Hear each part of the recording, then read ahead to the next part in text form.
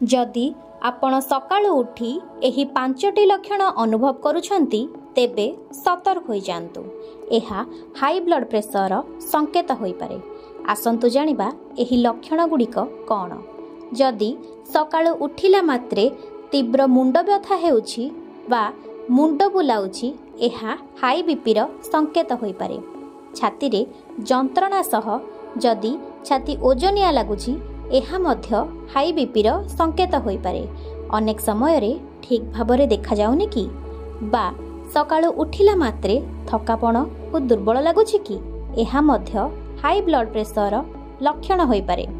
जदि एही लक्षण गुड़िक एका संगरे अनुभव हेउछि तेबे तुरंत डाक्तरी परीक्षा करिनियंतु।